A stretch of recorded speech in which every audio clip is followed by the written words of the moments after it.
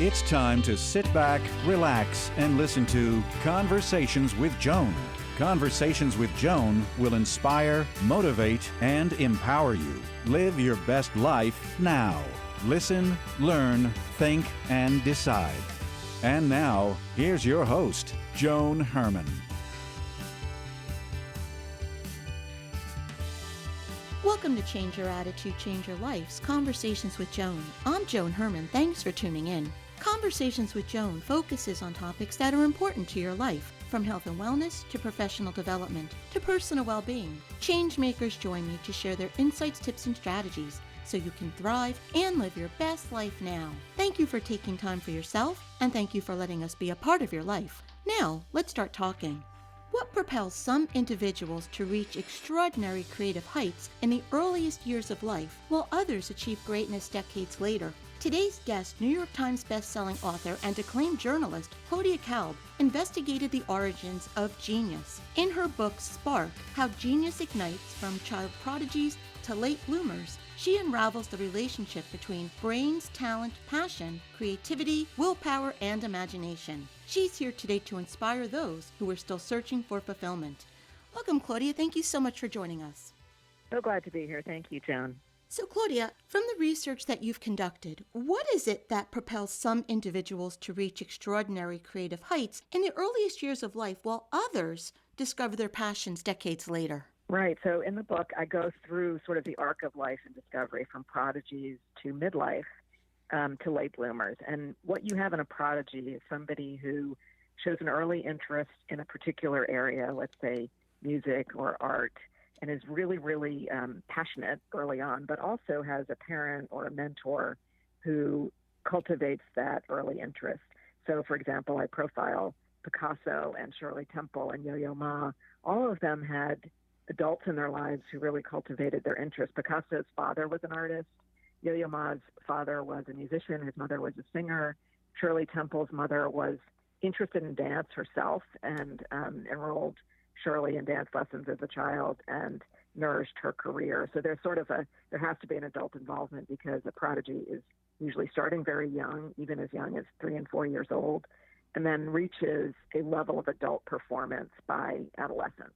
So that's about the best definition you can get of a prodigy, somebody who really ignites early on but is nourished and cultivated to do that and works very hard at it, because that early passion is an interest, and the person continues to work at it because they like doing it and thus get better at it.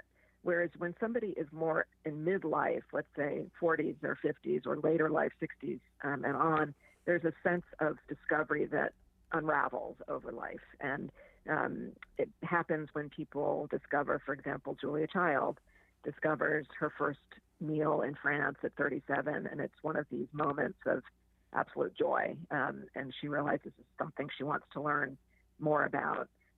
Or somebody like Peter Mark Roget, who I write about in Spark, who created Roget's thesaurus. And I think a lot of people don't know that he was a scientist and a doctor for his entire career, and he was really good at it.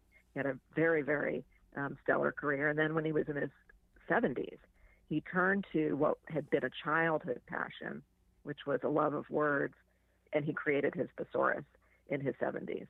And that's what he's known for. So it's a real long span in the book of individuals in different moments in life. Do you believe that genius is genetic or environmental, or is it a combination? Right. I mean, I think it has to be a combination. Genes tend to be turned on and off by environmental factors. Parents play a big role. It can be, an issue of where you're born and when you're born. Leonardo da Vinci was born during the Renaissance. He had artistic skill, but it was a timing issue in some ways with his abilities, and then they were recognized during that era.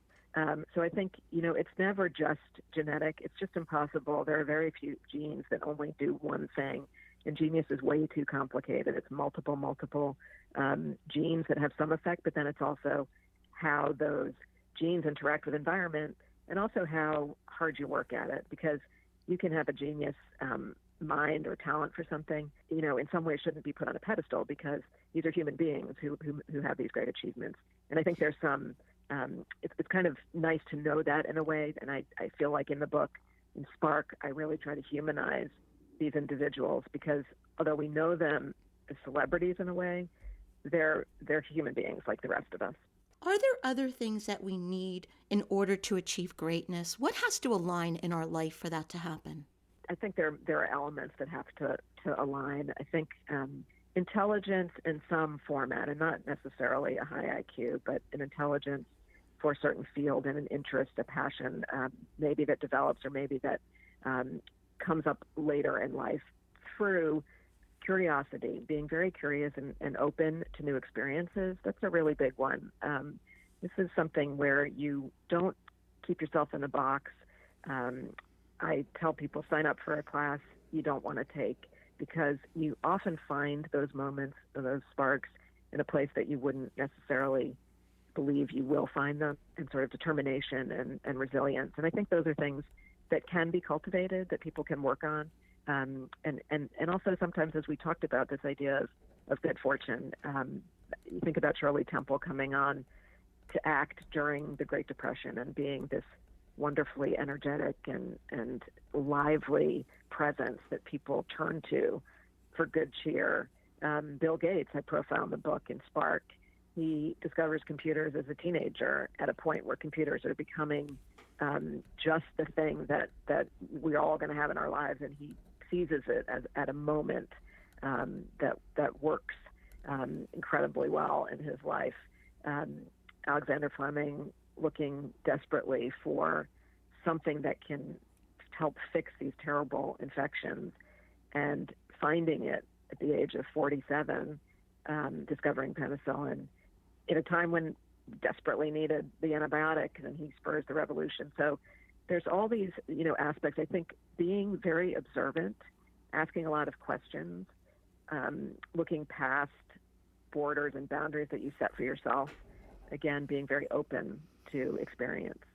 It's interesting. You just mentioned a few people, and I think, most of us, we have a stereotype of the type of person we believe is a genius. And I would think someone like Bill Gates, people would say, oh, yeah, he's a genius. Do you think that the stereotypes that we have are accurate? And what are we lacking in, the way we believe a person would achieve that type of greatness? What are we missing?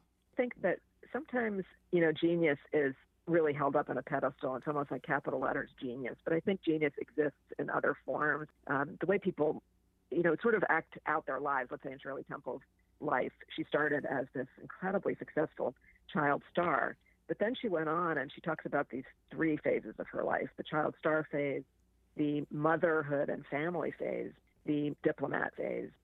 So I think we can think of the word genius in different ways. There's the high intellectual genius, someone like Isaac Newton in physics and the ideas, and Einstein in physics and those ideas. But then there are also the genius moments, I think, in the way of looking at genius more broadly can be helpful, because it can make people feel that these, genius ideas are more attainable, that there's an element of genius in all of us to some degree, that it's not the same as being Leonardo, but it's our own form of genius, something we can strive for.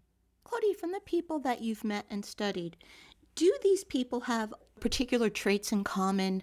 Yes. I mean, I think I could say for sure that there is a kind of a boundless curiosity, that there's an imagination, there's a level of resilience. A lot of them had failures or difficult childhood. Sarah Blakely talks about failure as one of the things that really propelled her in her life to create and become this entrepreneur, that she went through a lot of early failures. She wanted to go to law school, but she didn't do well on the LSAT and other things that just propel her. So that's a common thread in a lot of the lives, that people went through struggles. But you don't have to. I think that being very, very curious about the world is going to open you to new experiences that then may tell you what your passion is.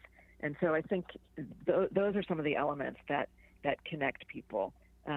This idea of being imaginative and creative, embracing failure in the way of using it as a lesson to move forward, being observant so that you recognize the, sort of eureka moment, that you are prepared for it.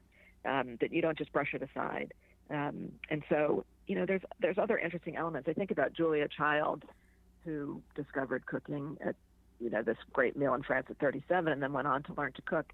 And then she becomes the French chef on TV at age 50, which is really her moment. She used her middle-aged qualities to attract her fan base. She was honest about who she was, and that was what worked for her. And she was goofy and funny. And so I write about that in Spark, how she used her middle-agedness, attracted these people who had never seen anything like this before, and found themselves sort of in her. So I think that's another interesting aspect of what connects these people, is that kind of truth in who they are. Well, it is, because all of the things that we would assume would be a negative for us, we can turn those things around and make them our greatest asset. Yes, for sure. I mean, the other, one of the other people at the end I profile in Spark is Grandma Moses, who, if you think about her, the negative things in her life, you could say, well, she had a difficult early on childhood in terms of just being raised on a farm and working hard as a farmer, but also taught her a lot. But then she had 5 children who died as babies, and then 5 who survived that she raised. It was not easy, and yet, she didn't let that draw her down. She had a very straightforward and very simple approach to understanding life, and feeling as if, the fact that these challenges happen is part of life. And when she was, in her 70s, starts painting, really because she doesn't want to waste time. She wants to keep busy. Her husband has died, and she wants to do something with her life and to have a purpose, to not just sort of sit around and worry about things from the past, but to sort of put yourself into a new space and find a purpose, whatever it is. And for her, she had really good luck that somebody saw her paintings in a drugstore in Hoosick Falls, New York, and took them to Manhattan, and a dealer began promoting her work. And when she was 80, she had her first art show. So I think there's a lot of reassurance in the stories in Spark, that people show this ability to continue to grow and to succeed late in life. Well, and I think that's really an interesting fact, for me, and I'm sure it is for so many people, because, we have this notion of middle age, and from here, the best is behind us. But as you're showing, we have so much time to achieve our passions and the things that we wanted to do. But if you wanted to start at a young age, what are some of the things that you believe parents can do to encourage and release greatness in our children? Well, I think parents, should be on the lookout for whether their children have really early interests that they think are, something that the child really loves to do. So whether it's digging in the dirt and thinking, about archaeology or something like that, or playing an instrument, they get hooked on it early. And, children tend to have pretty quick attention spans. They move quickly through different games and activities. But if a child tends to sit with something, think about maybe nurturing it in some way. So maybe start thinking about music lessons, or if the child seems to be interested in worms and nature, take them to a park and sign them up for courses so that those interests can be nurtured. They can't figure that out for themselves. You need to step in and help guide them. I think another really important lesson on the flip side, though, is don't make them do one thing only, because when I think about the people I researched in Spark, especially somebody, for example, like Yo-Yo Ma talks about how important it was that he started music very early on, but when he went to college, he wanted to go not to a music school, but he went to Harvard, where he really met all sorts of new people with all sorts of new interests.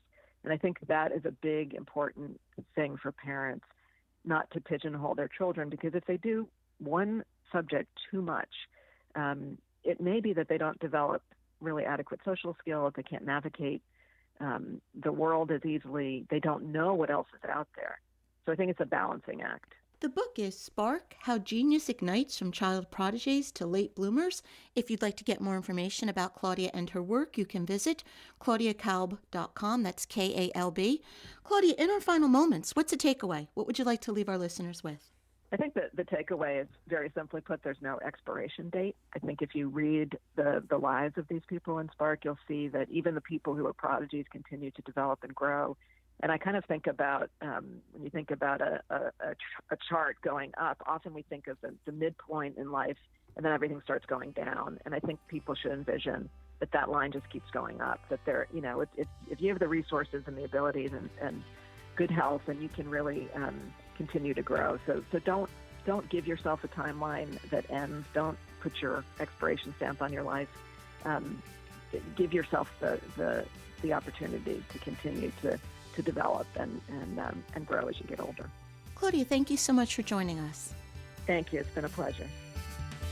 Thank you for joining us. I hope you found the show informative. At Change Your Attitude, Change Your Life, we believe that knowledge is power. Take what you've learned, apply it, and live your best life now. Remember that the information provided is the opinion of our guest and should never replace the advice of a professional who knows your personal situation. If you'd like more information, visit our website, cyacyl.com. That stands for Change Your Attitude, Change Your Life. While on our site, listen to past shows on demand, read the digital magazine, sign up for our mailing list, and be sure to follow the show on social media. Until next time, this is Joan Herman. Thanks for tuning in.